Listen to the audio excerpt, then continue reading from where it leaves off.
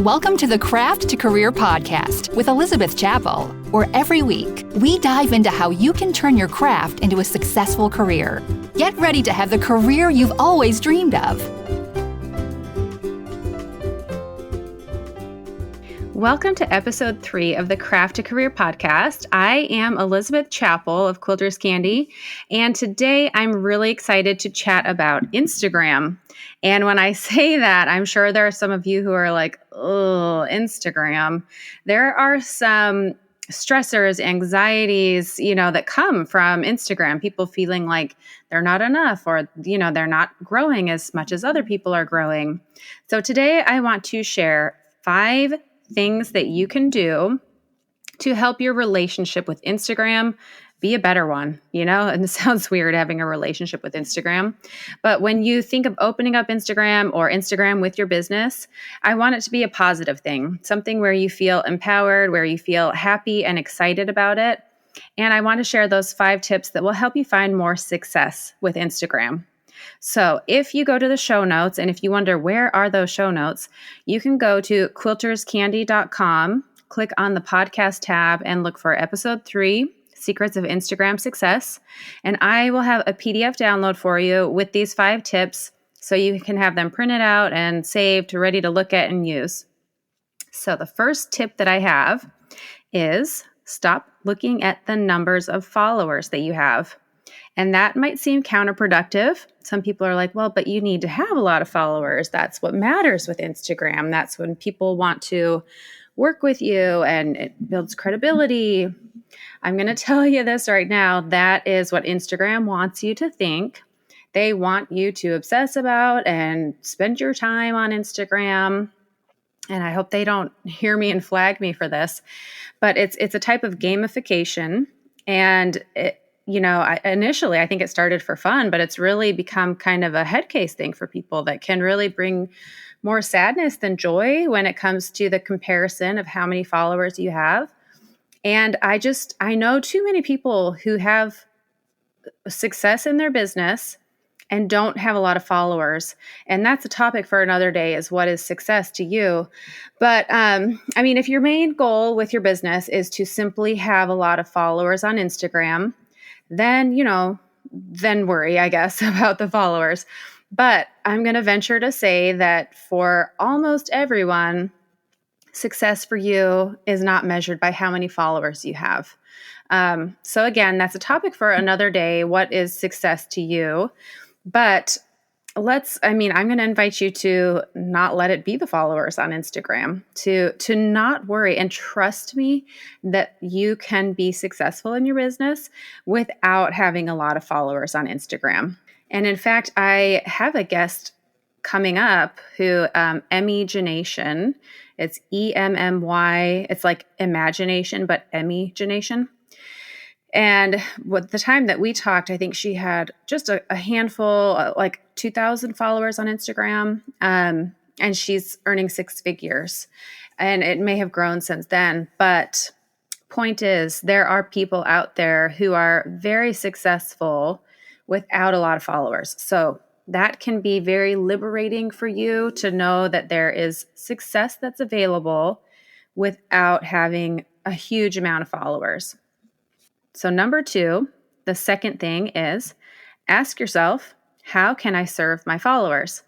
I have had the question so often with my students, how do I get more followers? How can I find more people?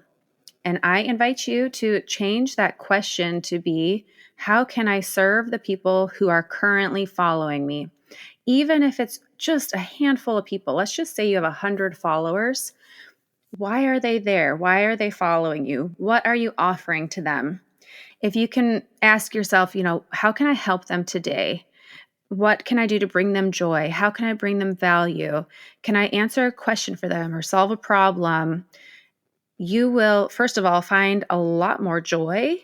And second of all, you will naturally, organically grow your following because you are serving people. And so if you look at Instagram as more of a way to serve others rather than try and sell a product, you will have more joy and you will have more success. Number three is to interact, to use social media to be social. So become friends with your followers. They're not just people who are there to buy your stuff. They're actually interested in you. Business is very different nowadays. We're not just buying from a company, we're buying from individuals. People want to get to know you. So show your face. I know that that can feel a little scary and intimidating. And even sometimes people are like, oh, that's really conceited to have me, me, me. But it's not about you. It's more about letting your customers get to know you. I mean, it's very interesting, but Instagram and social media allows us a whole different buying experience as a customer. A lot of the courses and products that I buy, I mean, I'll use Spanx as an example. I love the Spanx products, but I also really love them because Sarah Blakely is awesome. Like, I follow her on Instagram. She's so real. I want to be her best friend.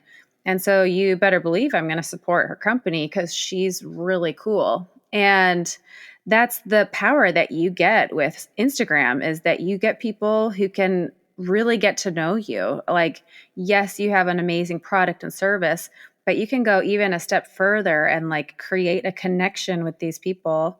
It's a really powerful tool as a business owner and as a consumer.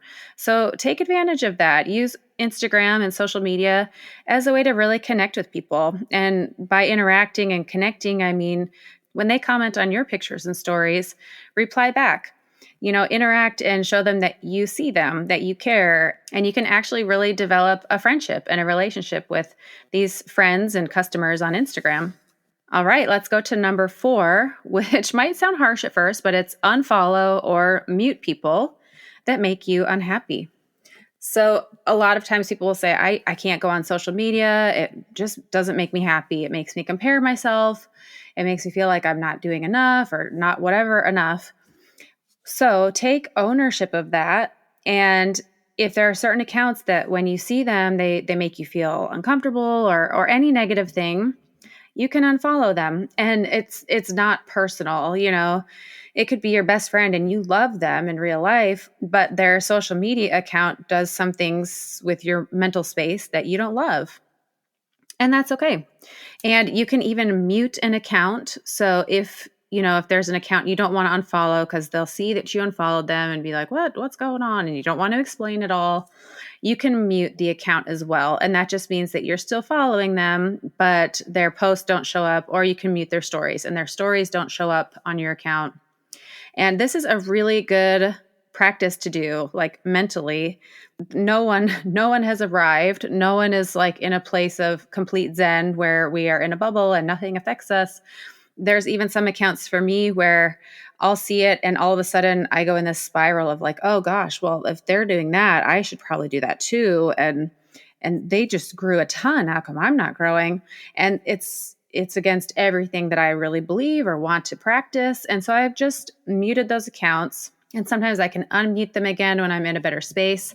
Allow yourself that liberty and that freedom to unfollow someone or to mute them and experience, when you do go onto Instagram, oh, wow, all of a sudden you're seeing things that only lift you up and make you feel good.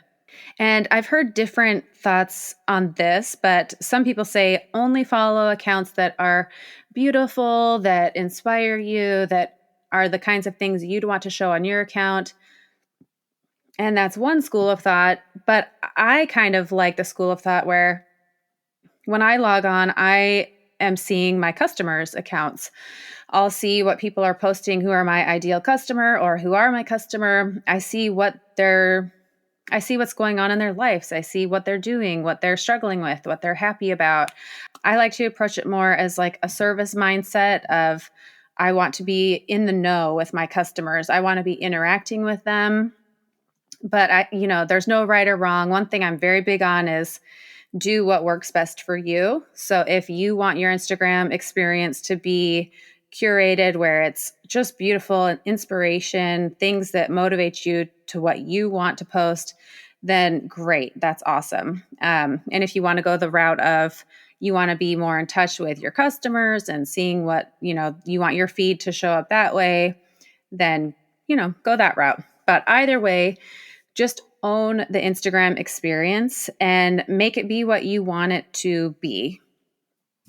And then the fifth, the last tip that I have is to view Instagram as work time. So imagine like you're going to your job and you have a time card and you clock in and you clock out.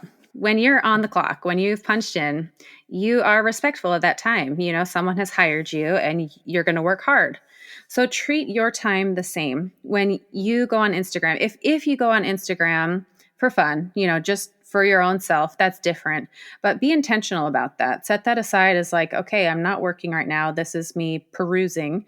But if you are going on for work, if you are going on for your business, treat it like someone's hired you. Be accountable for the time that you're on Instagram. You know, if you're going to go search for something, Instagram does a real good job of putting up things that are going to catch your eye and get you distracted. They want you to be on there for a long time. That's how they get their money. That's their mission. So be aware of that and be intentional. In fact, before you go on Instagram, I would be very intentional about, I am going to go and post this post, and then I'm going to comment and interact with customers for X amount of time, let's say 25 minutes. And then when that's done, you know, set a timer or an alarm, then I'll be done and turn it off.